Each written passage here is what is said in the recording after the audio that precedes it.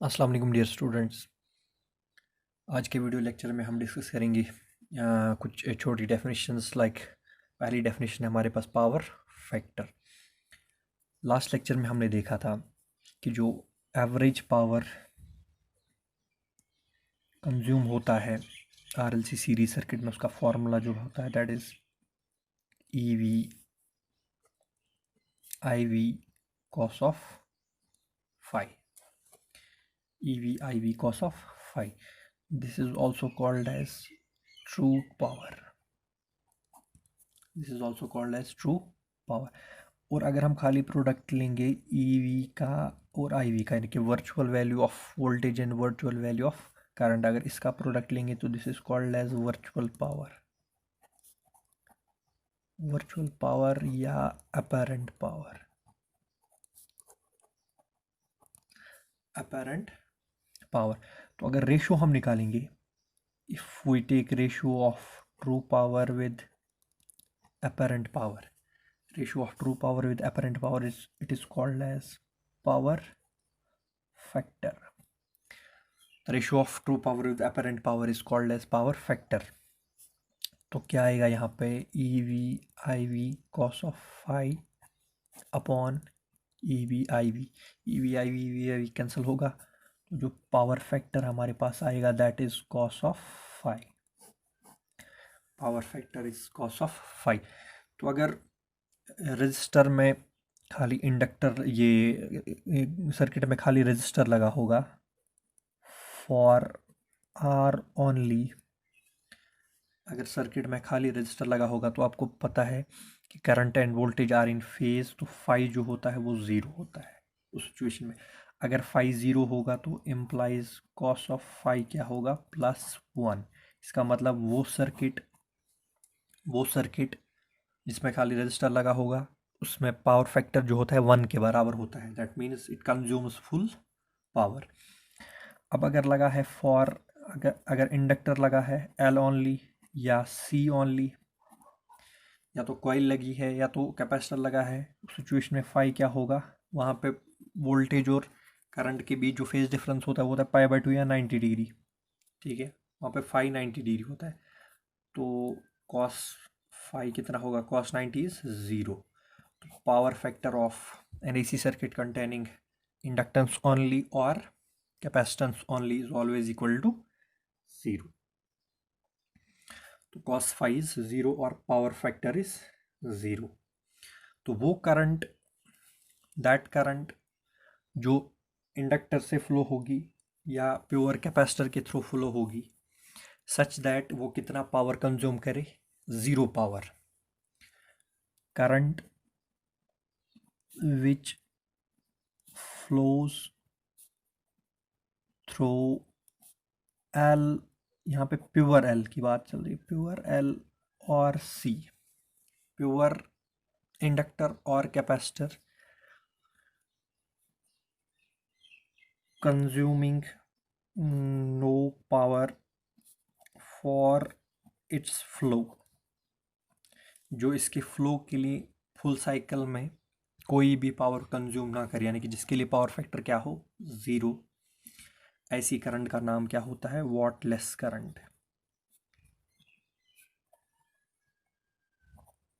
It is called as what, less current. So it is that current which flows through pure inductor or pure capacitor such that it does not consume any power for its flow or for its maintenance, then this current is called as wattless current। और जो register के through flow होती है current, that is what, full current, it consumes full power for it's maintenance. और वो power का formula हमने पिछले लेक्चर में निकाला है। इसी तरह से एक और डेफिनेशन है, एक और कॉन्सेप्ट है, that is called as series resonance circuit. Series resonance circuit. Series resonance circuit, ये वो it is a resonance is a condition, ये वो कंडीशन होती है, condition at which RLC series circuit, condition at which RLC series circuit admits maximum value of current at a given frequency of AC। तो वो वाली condition जिस condition के under एक सीरीज RLC सर्किट अपने अपने थ्रू फ्लो करे, allow करे मैक्सिमम वैल्यू ऑफ करंट एक पर्टिकुलर फ्रीक्वेंसी के लिए, that condition is called as resonance. That condition is called as resonance. और ऐसी जो फ्रीक्वेंसी होती है जिस पे ये होता है maximum value of current admit होती है, that frequency is called as a resonant frequency. तो हमारे पास जो रेजिस्टेंस का फॉर्मूला है that is under root of R square plus XL minus XC whole square, ये हमने लास्ट लेक्चर में निकाला था, impedance of RLC series circuit. तो इसको अगर हम खोल के भी लिखेंगे that is equal to under root of R square plus XL का फॉर्मूला होता है ओमेगा एल माइनस XC का फॉर्मूला होता है 1/ओमेगा C whole square. This is formula for impedance और resistance of RLC series circuit. तो अगर हम चाहेंगे कि करंट ज़्यादा हो, for current to be maximum resistance क्या होनी चाहिए, मिनिमम। यानी कि RLC सीरीज़ में अगर करंट मैक्सिमम हो किसी पर्टिकुलर फ्रीक्वेंसी के लिए, किसी गिवन फ्रीक्वेंसी के लिए अगर करंट मैक्सिमम हो, तो जो इम्पिडेंस है, रेजिस्टेंस है RLC सीरीज सर्किट की, वो कम होनी चाहिए। According to Ohm's law resistance कम, करंट ज़्यादा। ठीक है, तो वो रेजिस्टेंस, वो Z, वो इम्पिडेंस, वो कब कम होगा, वो तभी कम होगा जब XL और XC बराबर होंगे। जब ये XL और XC बराबर होंगे तो ये टर्म ज़ीरो हो जाएगी। ये टर्म जब ज़ीरो हो जाएगी तो Z खाली आएगा under root of R square के बराबर। ठीक है, तो जब हम कहते हैं XL is equal to XC, so at resonance Z should be minimum. Z should be minimum. Z should be minimum. That is XL should be equal to XC. तो अगर XL XC के बराबर होना चाहिए तो means omega L should be equal to 1/ओमेगा C। लेकिन हम ये किस फ्रीक्वेंसी पे बात कर रहे हैं, रेजोनेंट फ्रीक्वेंसी पे, तो यहाँ पे आएगा ओमेगा R L बराबर होना चाहिए 1/ओमेगा C। ठीक है, तो ओमेगा आर क्रॉस मल्टीप्लाई होगा, omega R square is 1/LC, omega R is 1/√LC। तो ये वो एंगुलर फ्रीक्वेंसी है जिस पे करंट का वैल्यू क्या होगा, maximum. And we know that omega is 2π nu, तो 2π न्यू आर रेजोनेंट फ्रीक्वेंसी किसके बराबर आएगा, 1/√LC, और न्यू आर इज 1/2π√LC। तो this is formula for resonant frequency. तो अगर आप एक RLC सीरीज सर्किट ले रहे हैं, मान लो उसमें जो रेजिस्टेंस आपने लगा, मान लो कोई बल्ब लगा है, उसमें उसकी रेजिस्टेंस है मान लो से 50 ओम, उसमें जो L का वैल्यू है से इट इज़ 5 हेनरी, से कैपेसिटेंस का वैल्यू है से इट इज़ 2 फैराड। ठीक है, ये RLC का वैल्यू आ गया।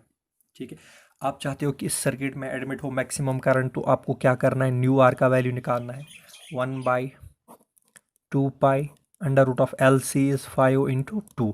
तो ये जो न्यू आर का वैल्यू आएगा, इस फ्रीक्वेंसी पे आपको ऑल्टरनेटिंग करंट को पास करना है उसके थ्रू। तो उस सिचुएशन में वो सर्किट एडमिट करेगा मैक्सिमम वैल्यू ऑफ करंट। तो this condition is called as resonance and this frequency of AC is called as resonant frequency.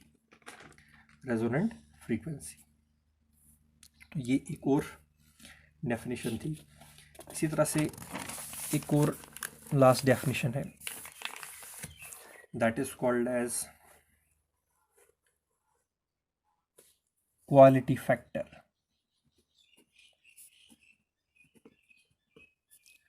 Quality factor of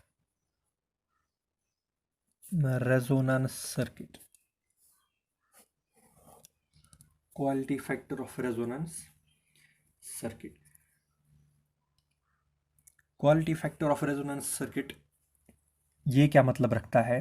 इसका मतलब होता है ये एक ऐसा नंबर होता है जो हमें मेजर करके देता है, which implies the value of which implies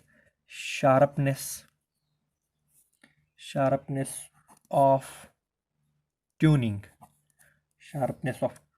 of RLC series circuit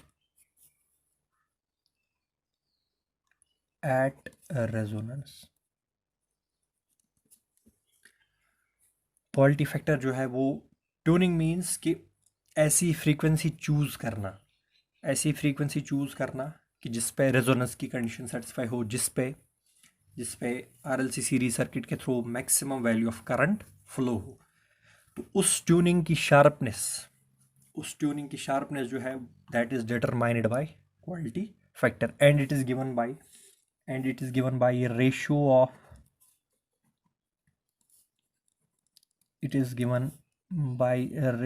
of voltage across inductor या capacitor, ratio of voltage across inductor और कैपेसिटर विद वोल्टेज अक्रॉस, वहाँ पे क्या बचा, रेजिस्टर। कितनी वोल्टेज लगेगी अक्रॉस रेजिस्टर और कैपेसिटर डिवाइडेड बाय कितनी वोल्टेज लगेगी अक्रॉस कितनी वोल्टेज लगेगी अक्रॉस इंडक्टर और कैपेसिटर डिवाइडेड बाय कितनी वोल्टेज लगेगी अक्रॉस रेजिस्टर। तो क्यू जो है वो बराबर होगा वोल्टेज अक्रॉस इंडक्टर इज, अगर हम उसको लिखेंगे VL upon voltage across resistor is VR। ये पीक वैल्यूज़ की बात चल रही है, तो VL इज I0 XL, ये हमने देखा था लास्ट लेक्चर में, current into resistance, divided by VR is I0 R। ठीक है, I0 cancel, XL is omega L upon R। ठीक है, लेकिन ये रेजोनेंस पे बात चल रही है तो यहाँ पे आएगा ओमेगा R। तो क्वालिटी फैक्टर का जो फॉर्मूला आएगा, ओमेगा R की जगह हम क्या लिखेंगे, 1/√LC, पीछे हमने अभी देखा, इंटू L/R, तो यहाँ पे L है, यहाँ पे √L है, तो यह आएगा अंडर रूट ऑफ L/C, और यहाँ पे है साथ में 1/R। तो this is formula for quality factor, 1/R √L/C। इसी तरह से अगर आप लिख सकते हो, अगर आप VL नहीं लोगे तो VC लेना है, उस सिचुएशन में आएगा VC upon VR, ratio of voltage across capacitor divided by voltage across resistor. तो यह आएगा I0 XC upon I0 R। तो दिस विल बी, XC होता है 1/ωc, रेजोनेंस पे बात हो रही है तो ओमेगा R, 1/ωRC, और साथ में आएगा R। यहाँ पे भी जब आप वैल्यू रखोगे 1/CR अपनी जगह, ओमेगा R का वैल्यू क्या होता है 1/√LC, तो क्यों क्वालिटी फैक्टर का वैल्यू आएगा, ये √LC ऊपर जाएगा डिवाइडेड बाई CR।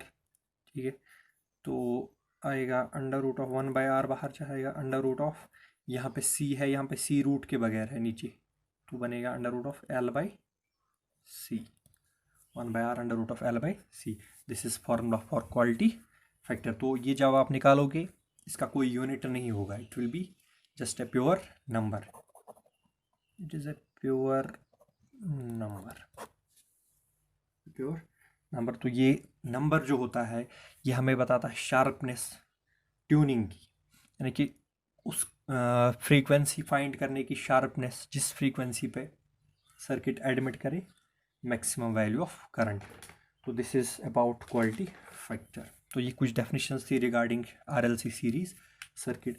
अब इस चैप्टर में हमारे पास 2 ही टॉपिक्स बच गए, that is transformer which works on mutual induction and AC generator which works on the principle of electromagnetic induction। वो हम डिस्कस करेंगे अगले लेक्चर्स में। Thank you.